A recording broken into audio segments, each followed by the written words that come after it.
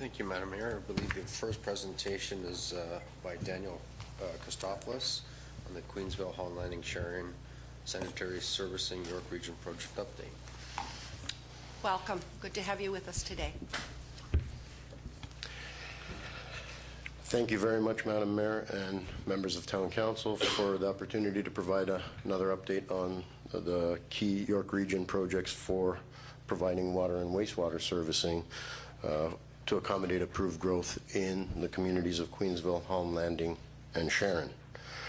The presentation I'll deliver today constitutes items D1, item 1 and 2 on today's agenda.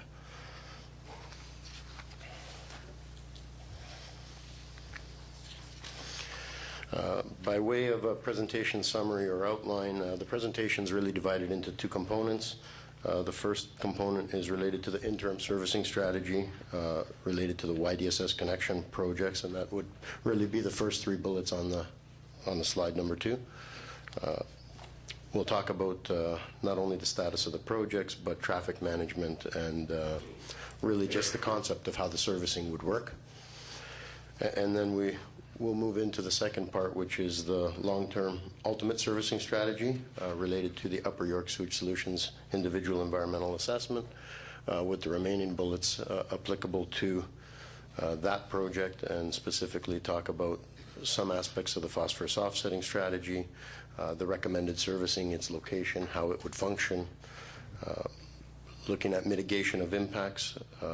Specifically, we've heard about winter ice formation on the East Holland River, so we'll talk a little bit about that, and then we'll look at the ongoing communication plan before we wrap up.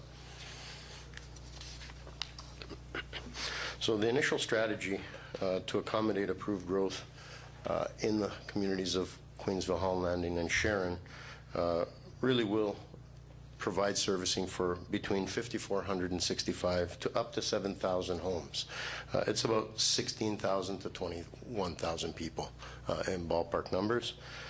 And the way we're going to do that is extending the York-Durham sanitary servicing, both for this interim phase, as well as providing additional water infrastructure. And we'll go through some aspects of each of these projects one by one. So initially, water wastewater servicing is being delivered under 7 distinct regional construction contracts at a total cost of about $180 million over the 3 to 4 year period that's already started. Really, due to the hilly terrain in the area, the wastewater strategy generally consists of 3 sewage pumping stations that will collect flows from local distribution systems in new developments and will convey them towards second concession, where then they will be basically conveyed down along second concession through sanitary force mains and sewers that will be built and be diverted to the Newmarket pumping station at the bottom of the slide there. From there, those flows would be conveyed through the Aurora pumping station down the York-Durham system and ultimately would be treated at the region's Duffin Creek Water Pollution Control Plant in the south.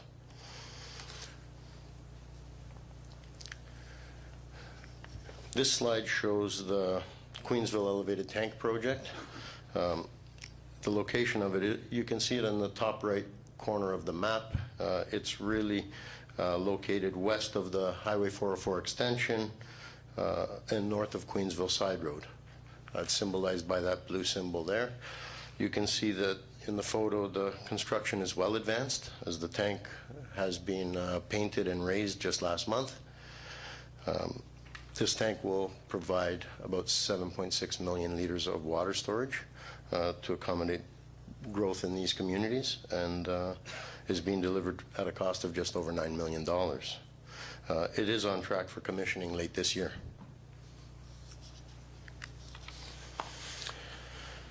There are 3 pumping stations. This photo is of the site at Holland Landing. It's located adjacent to the existing Bradford Street sewage pumping station. Contract was awarded to Condrain last fall, and construction is underway.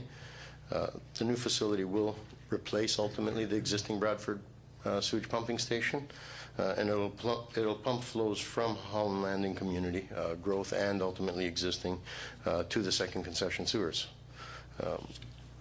Again, commissioning of this facility and all the other pumping stations will happen when all the connecting infrastructure is in place, forecast for Q2 of 2015. This is a photo and the location of the Queensville West pumping station. This is also under construction. This was the third pumping station that we tendered. It was just awarded in April. And as you can see in the photo, construction is actively proceeding. Commissioning date is the same as the other pumping stations, and the budget on this one is about $7 million.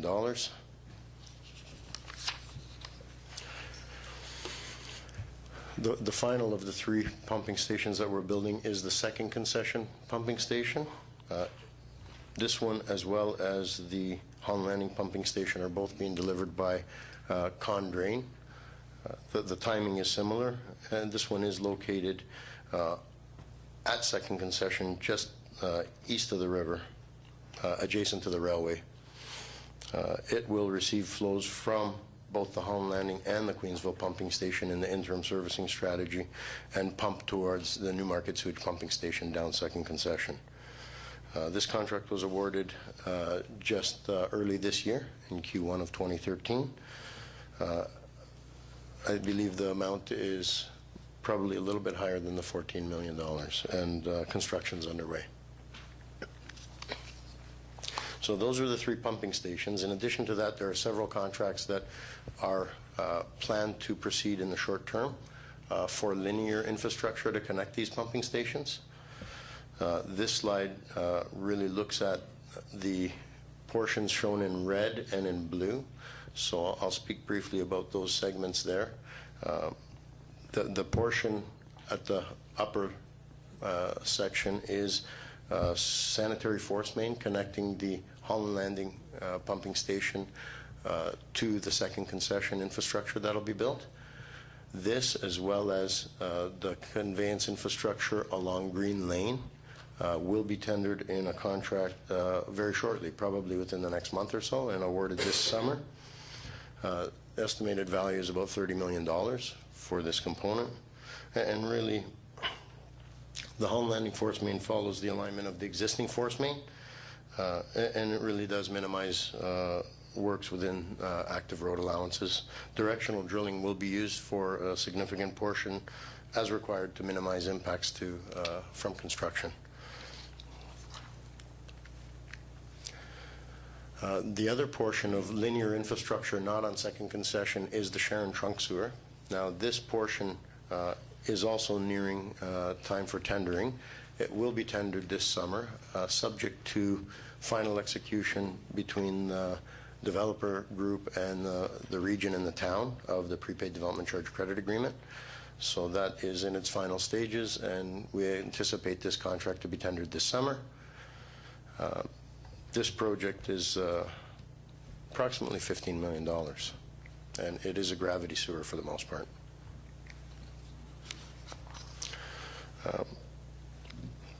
The main contract that will tie all of this together is the contract for works along second concession.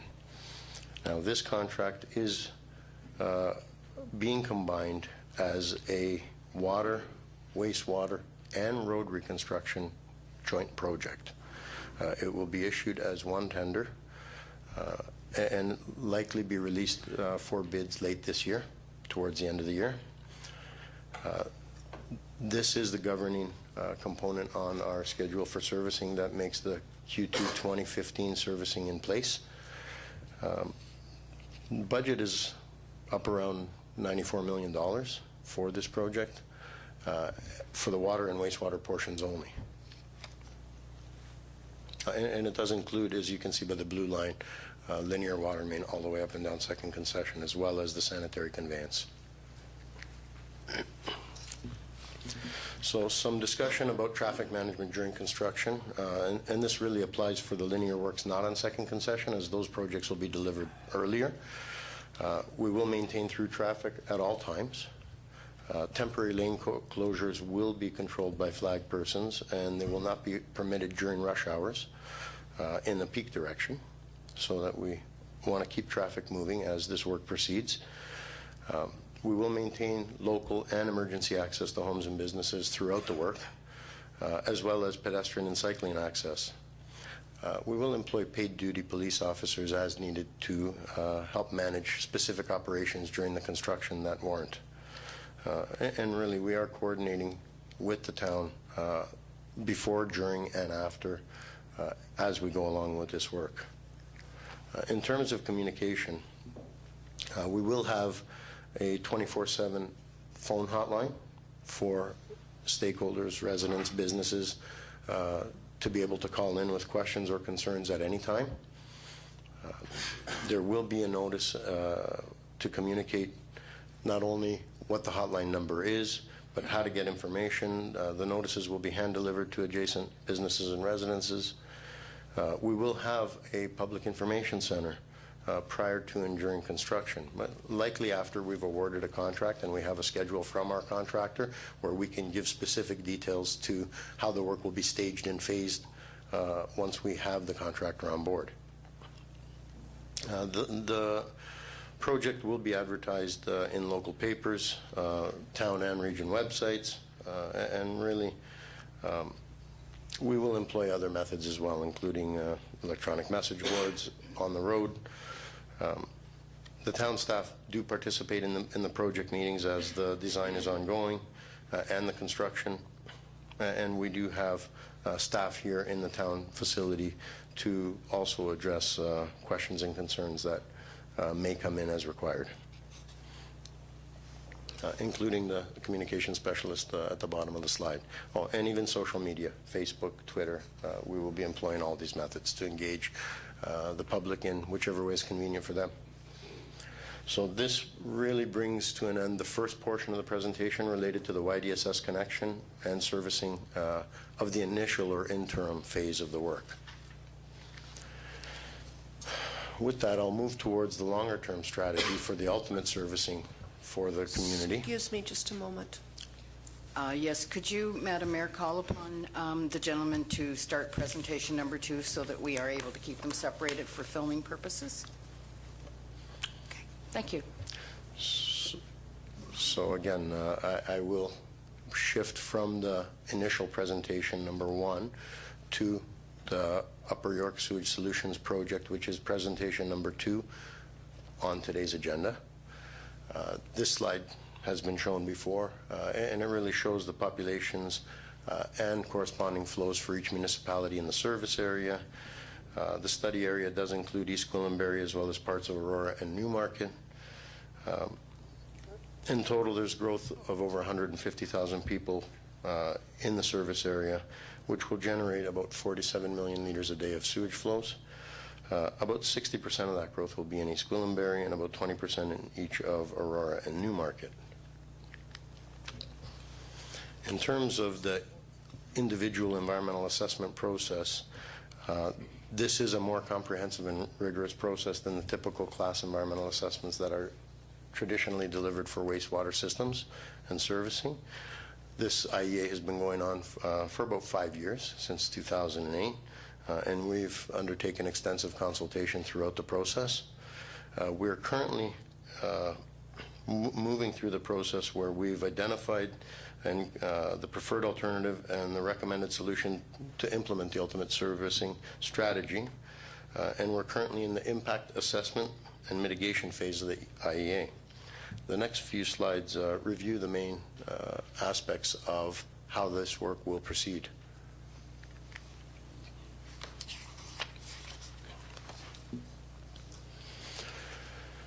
So the preferred alternative, and this has been established probably about 2 years ago, really is a hybrid solution.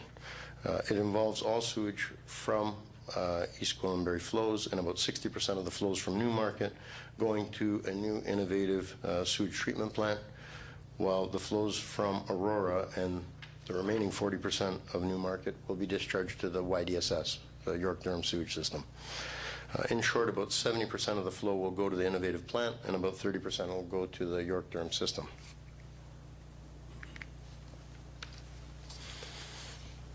So the recommended ultimate servicing strategy is shown on this slide. This was presented at Regional Council last month.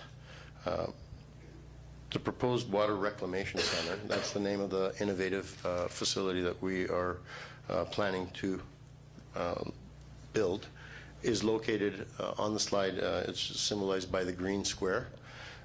Really, it's located on the east side of 2nd Concession, north of Queensville Side Road, between the existing hydro corridor and the future Bradford bypass alignment.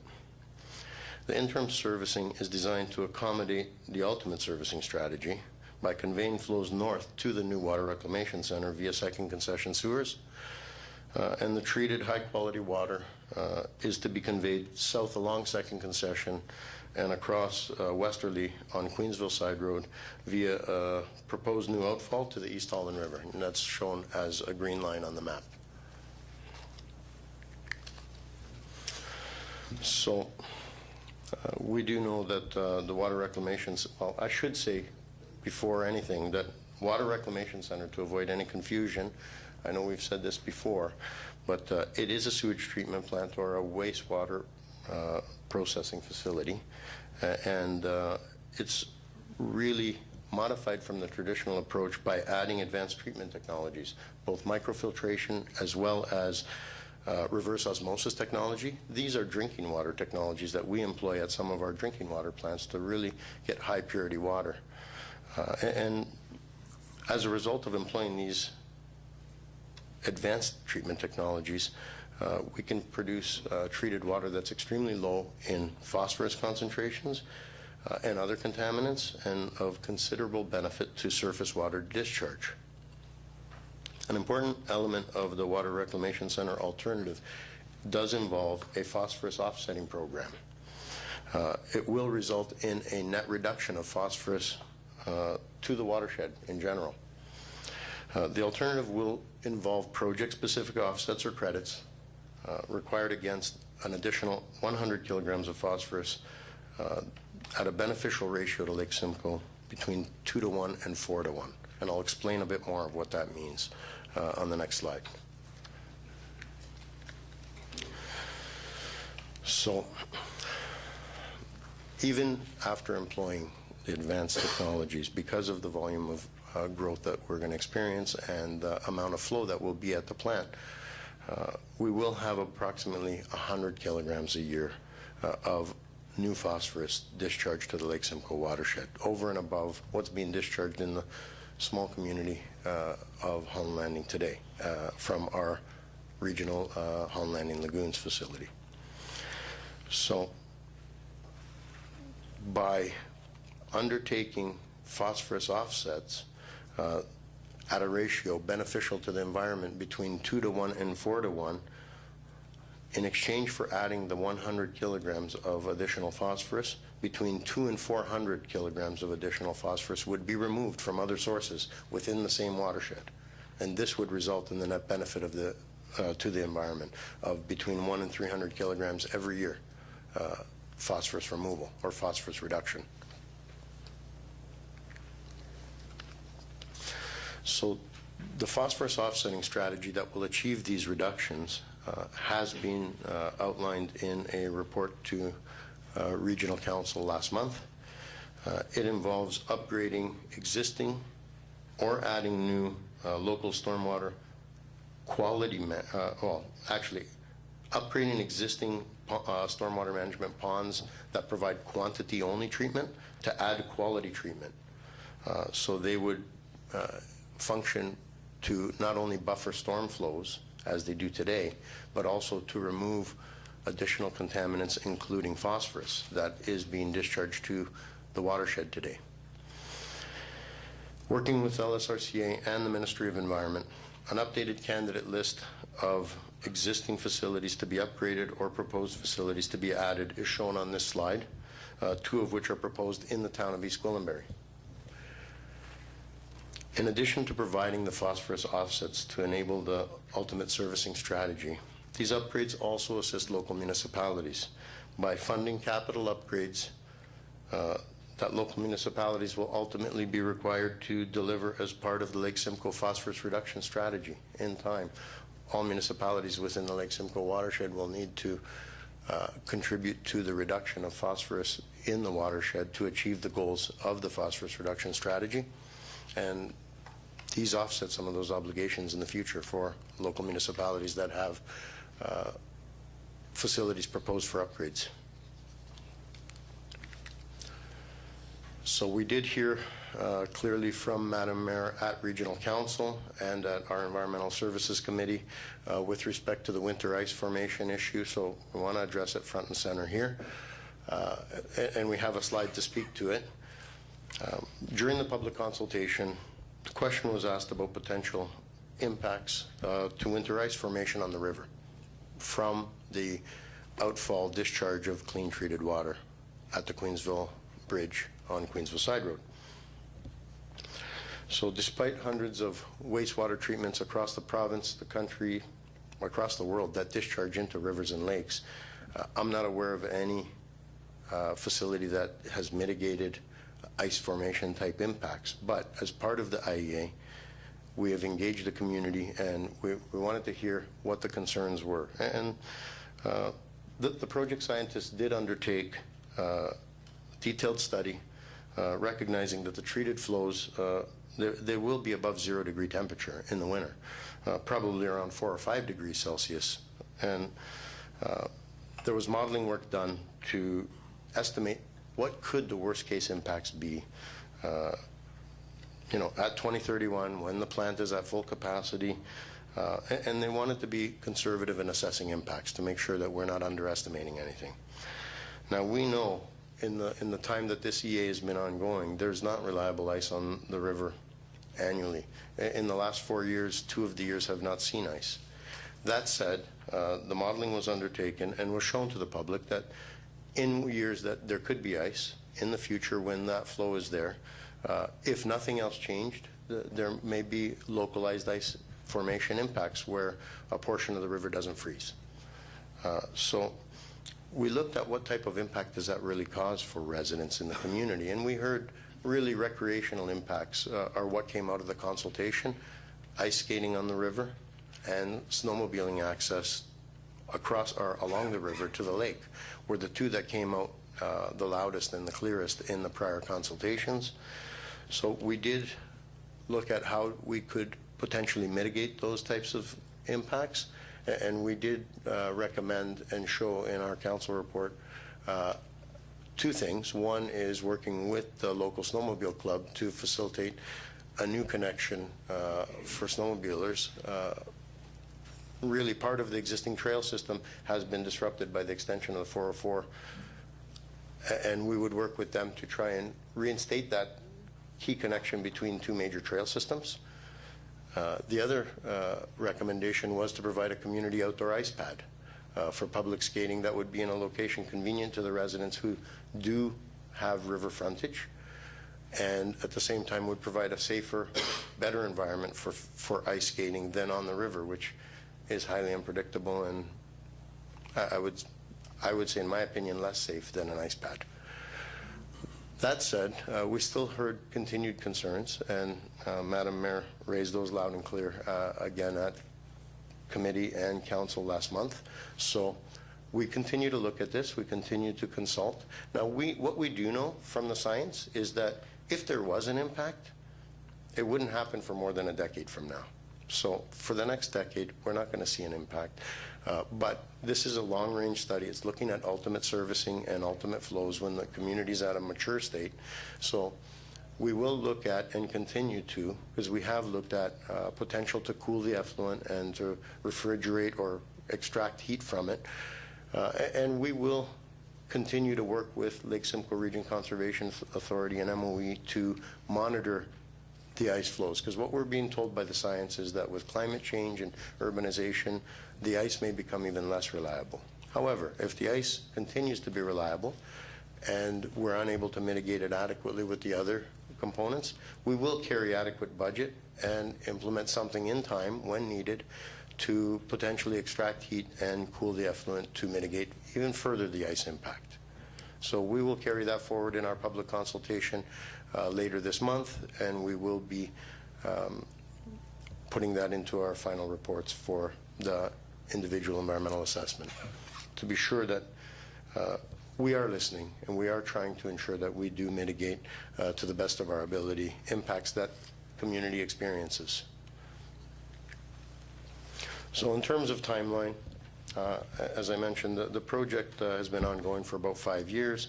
We're currently at the late stages of the EA in general, but probably about 6 months away from completing our reports and submitting them to the Minister of the Environment for approval. The project continues to be scheduled in the region's 10-year construction plan and capital budget for commissioning by 2018. And for more information, there is contact information for 3 individuals.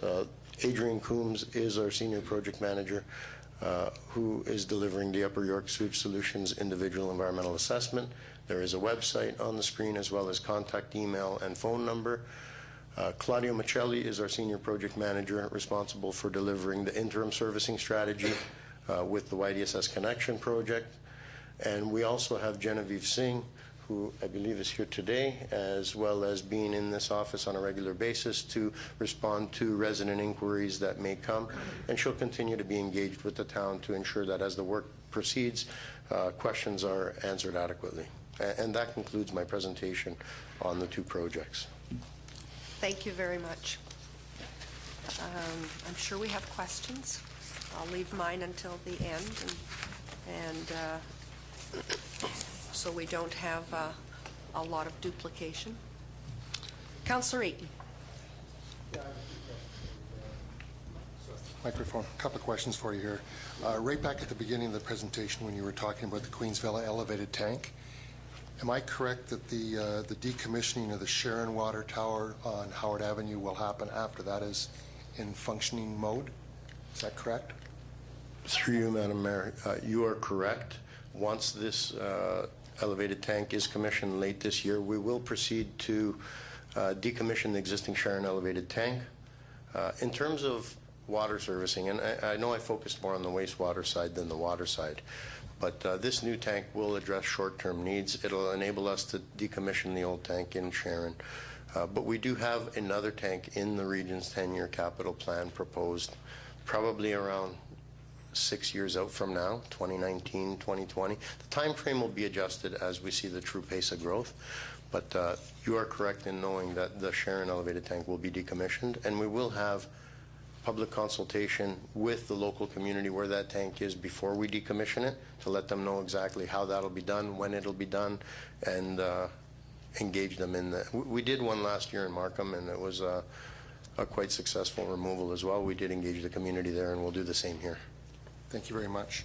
The next question, the water and sanitary servicing going up second concession, did you say that would happen prior to the actual closure of the road for the widening? Is that correct? Or is it all happening at the same time? So what I'll say is, and I know my colleague Mark will also speak about the second concession road in his presentation, but what I'll say is we are delivering one contract combined for water, sewer, and road reconstruction along second concession. Part of the reasons for that is to manage impacts and duration of the total construction, because if we went in separately, we would have to wait for the water and wastewater to be finished before the road reconstruction could start. The duration of the total work would be longer, but in addition, there is cost and time efficiencies that will benefit the project to get the servicing in sooner and at a lower total cost if they're done together. Because of some of the undulating topography, the reprofiling for the road will assist in installing the sewers not so deep, so we'll be able to expedite some of that work, and it will be proceeding under one contract with one general contractor. If you don't mind, I will finish my questions. The decommissioning of the lagoons, when is that going to happen and at what stage? YDSS or Upper York? Through you, Madam Mayor, the decommissioning of the lagoons must occur once the Upper York Sewage Solutions Water Reclamation Center is commissioned. This has been confirmed through the Ministry of the Environment. We did send specific letters to the environmental assessment directors and to the approval directors at the Ministry of Environment to explore whether or not the decommissioning could happen sooner. We were told specifically no, because the fact is to respect the new regulatory framework for Lake Simcoe.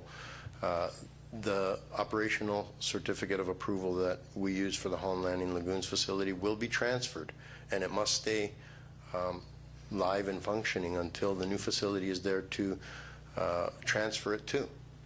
And for that reason, the timing is set currently after the commissioning of the Upper York Sewage Solutions Project in 2018. I think you're likely aware that with regards to what the residents have been led to believe, as well as what our council has stated, is that because of the growth that's happening here, the people certainly that are currently on the lagoon system felt that they should have an opportunity to be removed off of that, where they've had to live with that for all of these years. And I think there's likely legitimate concern from the people there that it'll get pushed out and get pushed out. Meanwhile, new people will move into the community. They'll be on a proper sewage system, and they'll be still left there with the stinky lagoons. So I don't know how that's going to move forward. You said the ministry has stated one thing, but we as a council have stated differently with regards to our support of that. So I know you're aware of that, so I just thought I'd bring it up at this point in time. Thank you. The issue with regards to the, pardon me, the ice formation, I've been to several meetings in that community because of the concern that they have. And there's actually two other issues that they're quite pertinent to them. One is the rehabilitation of their boathouses requires ice. And this happens, depending on the boathouse, it happens maybe every 8 to 12 years. The pillars underneath the boathouses degrade. The only time they can rebuild those pillars is when the actual boathouse rests on the ice. They get out there with their chainsaws, dig through the ice, and they drive in new pillars. If they can't do that, if there's no ice, then their boathouses are gone. So that is a fairly major concern for the people along there, not just ice skating or snowmobiling. The other concern, which I know has been addressed at all the meetings I've been to, is the concern of flooding of the properties.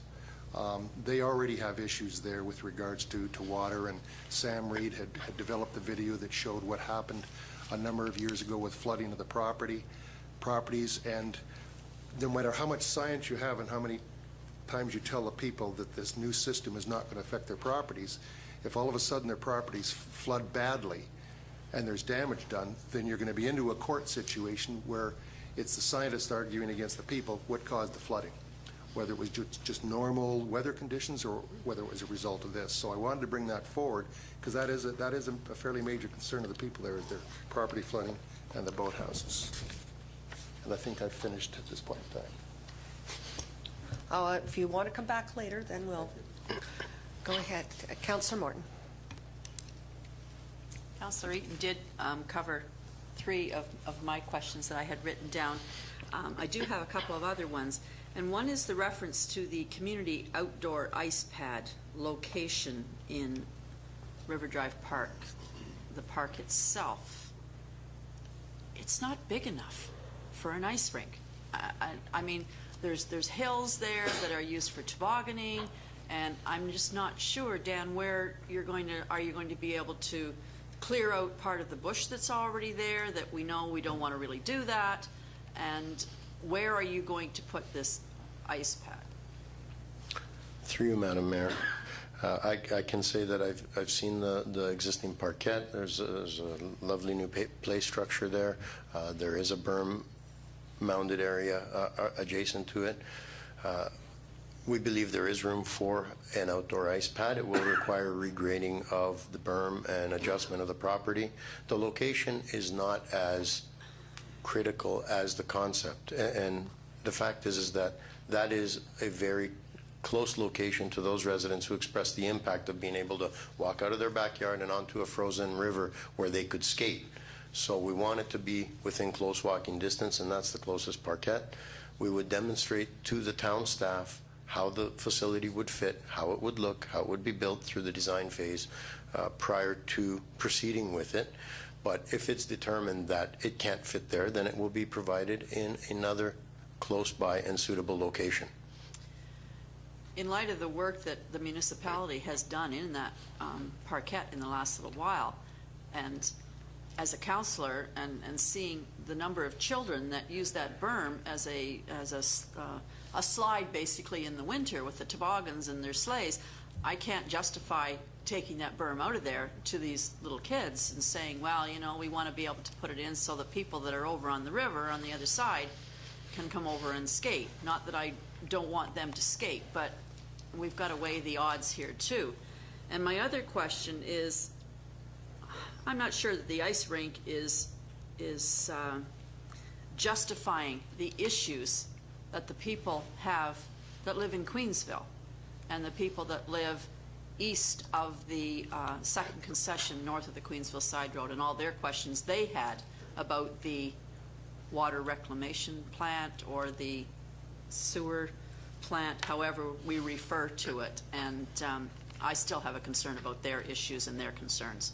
And I'm hoping that somewhere along the line, they're going to be dealt with and solved as well. Councillor Roy DeClemente. Thank you, Madam Mayor. While we're on the subject of the ice rink, I guess through you, Madam Mayor, I might ask Mr. Kotsopoulos if they consulted with, I know they have not consulted with this council on the idea. I'm wondering if they consulted with our staff before their report was written. I have some concerns that not only echo what Councillor Morton is saying, but to remove the toboggan hill is one thing, but the larger issue is who's going to maintain something like this? What are the operating costs? Is it appropriate for us to be changing a municipal park as a mitigation measure for a regional project? The residents have expressed a genuine concern about the environmental impact that massive quantities of warm water being put into the river will have. And frankly, the answer has been that we're going to install an ice rink instead. I don't think that's addressing the fact that while it does have the possibility to impact their quality of life and their ability to enjoy and maintain their properties, there's a genuine wish to understand what is happening, what will be done to the habitat, to the health of the river, the health of the natural life there.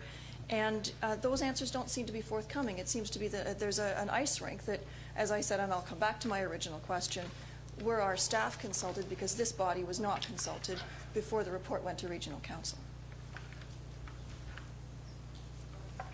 Through you, Madam Mayor, I'd like to address a few of these questions and comments that have been coming because they are important questions and we want to make sure that we have communicated effectively.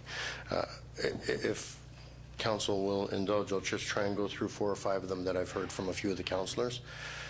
With respect to the boathouses and flooding issues that Councillor Eaton has raised, we did hear that concern about the boathouse maintenance as well. We have talked to Lake Simcoe Region Conservation Authority, the ministry, as well as looked at how this has been dealt with in other situations. What we find is the boathouses are a grandfathered use. They would be not permitted in this time, but because they exist, they're able to remain and continue to be maintained.